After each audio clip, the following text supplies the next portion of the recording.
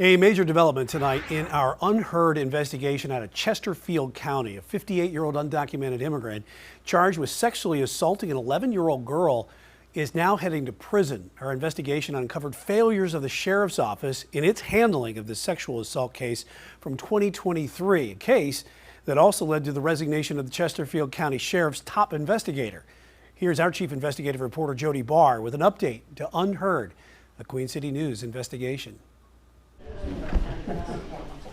This is the matter of the state versus Belisario, Morales, and Mazariegos. For the past 802 days, 59-year-old Belisario Morales Mazariegos sat in the Chesterfield County Jail awaiting trial. Deputies charged him in October 2023 with sexually assaulting a very young girl. Mr. Mazariegos did willfully and lewdly commit a lewd or lascivious act upon the body of a child who was 11 years old.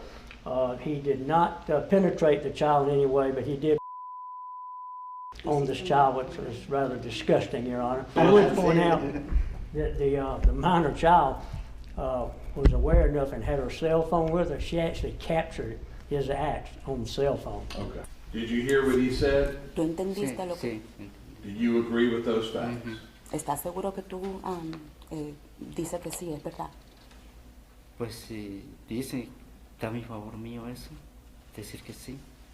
You need to tell me what he said. Yeah, I'm about to tell you. Is it in my favor for me to say yes?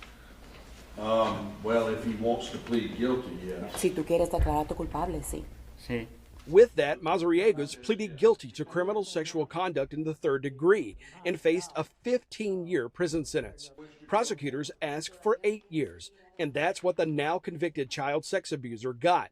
The victim told investigators and her own mother Mazariegos violated her before, but this time she used Snapchat to collect her own evidence. She then snapped those images to her best friend to get her friend's mother, Samantha Fiella, to send help.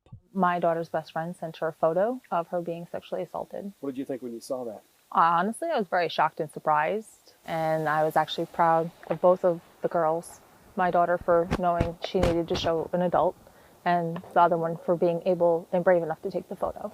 We first learned of Mazariegos hours after his bond hearing in 2023. We later uncovered the fact the Chesterfield County Sheriff's Office not only did not send its victim's advocate to the bond hearing, the office did nothing to let the judge know Mazariegos was here illegally or did anything to inform immigration enforcers. Samantha Fiella's first call that night in October 2023, the victim's mother. That was my first thing, like letting her mother know and getting her out of the area, like away from that environment. But according to the Chesterfield County Sheriff's Office report, the mother's response ended up putting her in jail. The mother, deputies wrote, told Fiella she didn't want any problems and to delete the photos and all evidence and forget about this. Do you think she chose to take those pictures because maybe she had a problem with people believing her before?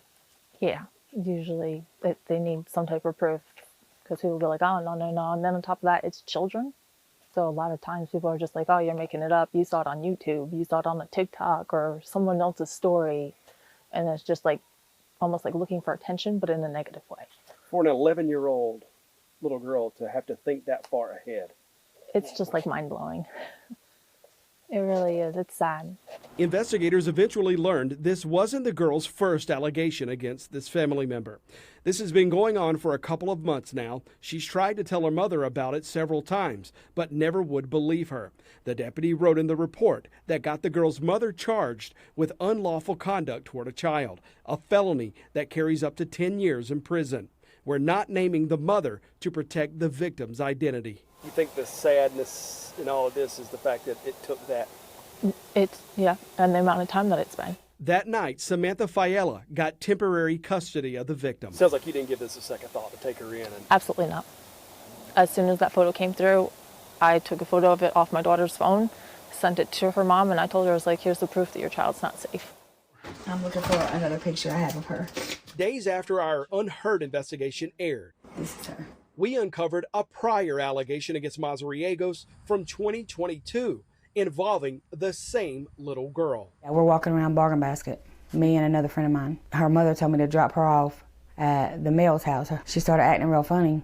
I asked her why, and she started telling me. So then I took her outside and talked to her instead of walking around in the store. And I told her, I'm gonna have to call the law. And she was like, that's fine, because my mama's not gonna do anything. She told me that her mother was touching her inappropriately and that her mother knew about it and wouldn't do anything. So I called the police. Deputies filed this report dated July 27, 2022. In December 2023, weeks after Mazariegos' arrest, we asked the sheriff's lead investigator at the time, Captain Wayne Jordan, whether he had any documented prior allegations. Jordan told us he searched the sheriff's office report database but found nothing. The sheriff's office told me there were no prior investigations, didn't know of any, couldn't find any incident reports. Is that true? No, that is not true, because I called the police myself. When was that? About a year and a half. So July 2022 sounds right? Yeah. The victim, 10 years old at the time, told the deputy a family member molested her. She identified that man as Belisario Morales Mazariegos. They should have done this the first time. But Mona Melton says as soon as deputies left the little girl's home in 2022, things got even worse for the girl. What happened as soon as that door closed? She took everything away from her. She couldn't watch TV. She couldn't play on her tablet. She couldn't play on her cell phone. She couldn't go outside and ride her bike. She had to sit on the couch and face the wall, unless she told the police it was a lie. And I heard that myself. If you want all your stuff back, you have to tell them it was a lie. Have to tell them it wasn't true, that you were just mad at mommy. What did you think when you heard that? I was disgusted. But I called the officer and told them that they're going to be saying it's not true, but, you know, her mother told her to say that. I never heard from the police again after that. We don't know how long the 2022 investigation lasted or what investigators did and when. Chesterfield County Sheriff Cambo Streeter would not provide us copies of the rest of that incident report. If you were to find out that Deputy Love compiled a packet, delivered it to her administration at the sheriff's office, and never heard anything back from her administration or investigators about this case again, would you be disappointed in knowing that? Yes, very disappointed, because this could have stopped a year and a half ago. In December 2023, Sheriff's Captain Wayne Jordan told me he could not find any record of a prior allegation involving this victim. But this screenshot a source provided us from the sheriff's internal record system shows Jordan for sure knew of that 2022 case the night deputies arrested Mazariegos. The system logged the moment Captain Jordan accessed the 2022 report. It's marked modified right by his name. If not for a source, we would have likely never found out about that prior report.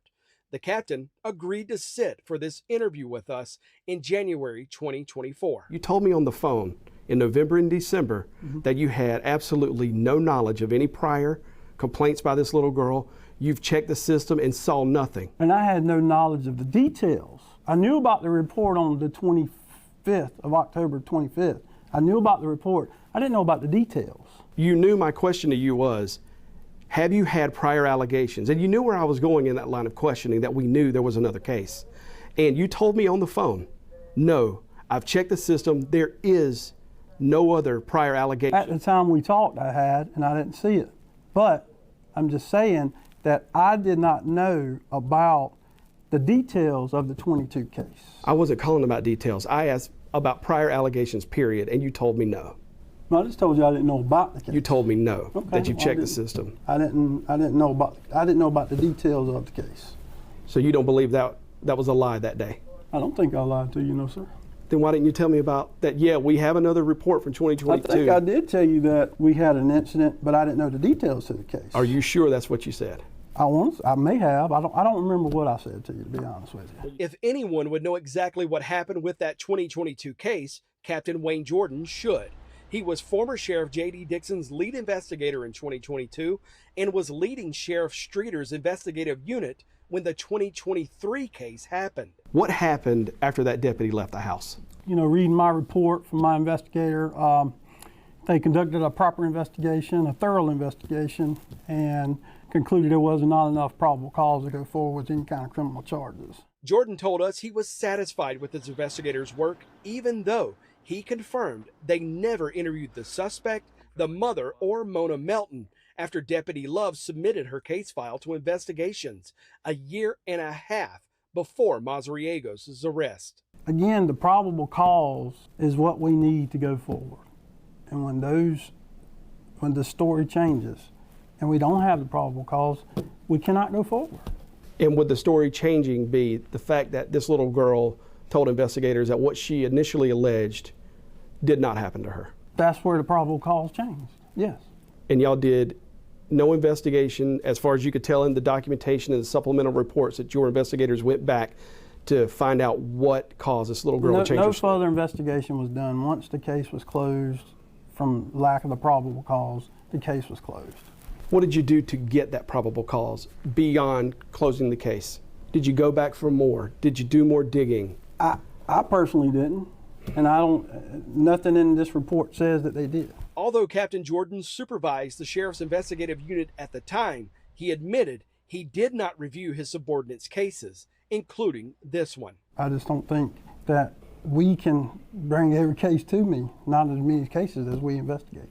Do you think some cases may take priority over others that you would want to know about? Some do, yes, sir. And the alleged sexual assault of a very, very young child isn't one of those?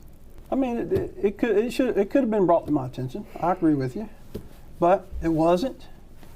Again, I look back over the report. I think they did a thorough investigation and they made the decision, and I'll stick behind their decision. What do you think the last 18 months for this little girl might have been, the hell she could have been living through, because she did not believe that anybody believed her? Well, I can't speak to her mindset, so I don't know what she would have been going through. Your father, man, what do you imagine? I mean, I'm sure she was probably distraught. I'm sure she was probably hurt. But again, there's other people to fault other than the sheriff's office. And there's other people to fault than my investigators. Who is that? Well, I don't know who they are. Could be the family members. Captain Jordan resigned the day after this interview.